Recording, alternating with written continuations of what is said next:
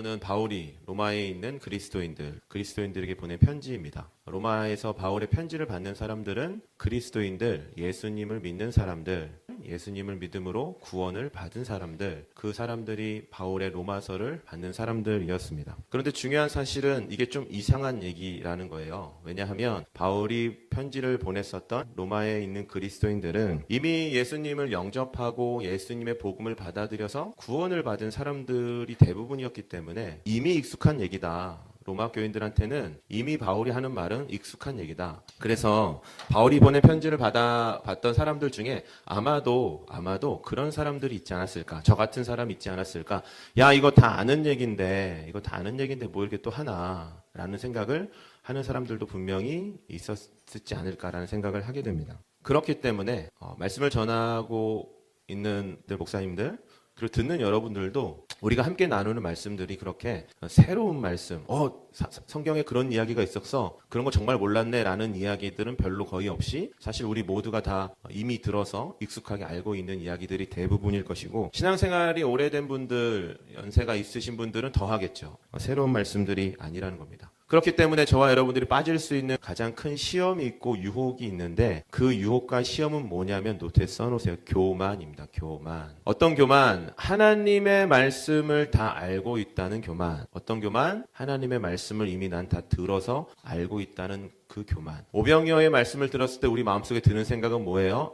오병이어 사건 나 아는데. 병든 자를 고치셨던 예수님의 사건을 들었을 때 우리 마음에 드는 게 뭐예요? 나 그 사건 아는데, 그 얘기 들었는데, 혹은 저거 지지난주에 설교했었는데, 채플로트에 그대로 써놨었는데, 이렇게 생각이 드는 교만이 우리 안에 자리 잡을 수 있게 된다는 겁니다. 여러분 노트에 써놓으세요. 교만, 이 말씀 그대로 풀어서 얘기하면 교만은 뭐냐면 듣지 않는 겁니다. 더 쉽게 얘기하면 하나님의 말씀을 날마다 듣지 않으면 어떻게 된다? 교만하게 된다. 그럼 겸손은 뭘까? 듣는 거죠. 듣는 거. 겸손은 듣는 겁니다. 바울은 누구보다 이것을 잘 알고 있었어요. 날마다 하나님의 말씀, 매 순간마다, 매 시간마다, 여러분이 수업하는 1교시, 2교시 그 고비 쉬는 시간 그때마다 바울은 그렇게 얘기하는 거예요. 너희가 그때마다 하나님의 말씀을 듣지 않으면 교만한 인생이 될 거라고. 풀어서 얘기해 줄까요? 하나님의 말씀을 떠나서 공부하는 모든 사람들 교만한 인생이 될 거래요. 얼마나 무서운 말입니까? GPA를 아무리 잘 받아도 하나님은 그 사람을 향해서 딱 한 가지로 평가하신대요. 하나님의 말씀 듣지 않고 공부하는 사람들 교만한 사람들이야. 베드로전서 말씀 그대로 하나님은 그 교만한 사람들과 맞서서 싸우시는 분이야. 반드시 그 뻣뻣한 고개를 꺾으시는 분이야. 모든 일에 하나님의 말씀을 우선으로 놓고 모든 일에 하나님의 말씀을 듣는 삶의 태도로 살아가지 않으면 공부 잘해도 노트에 써놓으세요. 상관없어. 소용없어. 어떤 성공을 이룬다고 해도 노트에 이렇게 꼭 써놓으세요. 절대로 부러워하지 않는다. 왜? 망하는 길이니까. 그렇게 사는 인생은 망하는 길이니까.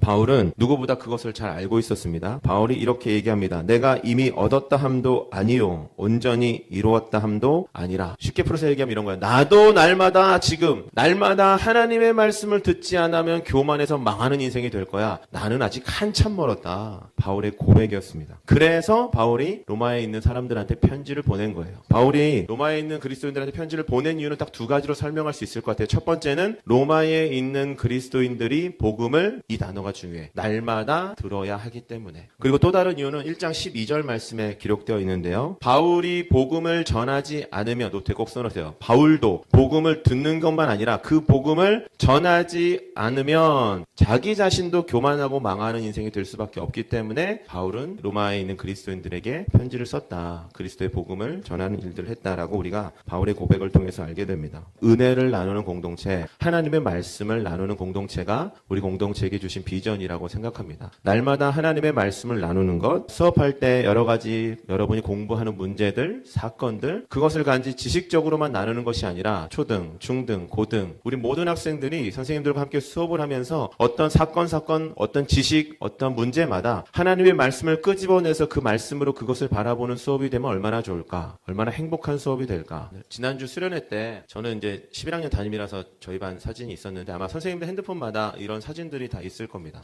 예배를 드리기 전에 친구들과 함께 나누는 거, 그리고 예배를 드린 후에 다 같이 또 모여서 하나님이 주셨던 마음들을 나누는 거, 그냥 얘기하는 거. 그런 일상적인 하나님의 은혜를 나누는 일들이 우리 교실에서 날마다 일어나면 얼마나 좋을까? 하나님의 말씀, 교실에 가서 친구들과 선생님들과 바울은 그랬대요. 바울은 말씀을 전해야지 그들이 살 줄 알았고 날마다 말씀을 들어야지 살아갈 줄 믿고 그렇게 살았기 때문에 바울은 이렇게 했대요. 우리는 그럼 어떻게 해야 될까? 교실에서 은혜를 날마다 나누는 공동체가 우리 공동체가 되시길 예수님의 이름으로 축복합니다. 아멘. 여러분 카톡에서 핸드폰 여러 가지 소통을 통해서도 여러 가지 즐거운 이야기들을 많이 나눌 수 있지만 기도 제목을 나누는 거, 말씀을 나누는 거, 선생님과 친구들과 기도 제목 하나라도 제대로 나누지 못하고 있다면 여러분 한번 깊이 생각해 봐야 돼요. 이거는 여러분의 성향의 문제가 아니고 우리의 태도의 문제가 아니고 성경 말씀 그대로 얘기하면 우리가 교만해서라는 거죠. 기도 부탁해도 무슨 일이 일어나겠어? 그냥 내가 알아서 하는 거지. 여러분 그것은 그냥 단순한 마음이 아니라 성경은 그것을 교만이라고 얘기하고 있어요. 스스로 뭔가를 하려는 거. 사랑하는 여러분, 우리 공동체는 은혜의 말씀을 나누는 공동체입니다. 동의하시면 아멘. 그렇기 때문에 날마다 예배를 드리고 하나님의 말씀을 듣습니다. 그리고 듣는 데서 그치지 말고 옆에 있는 친구들에게 전하라고 우리에게 이 말씀을 주신다고 믿습니다.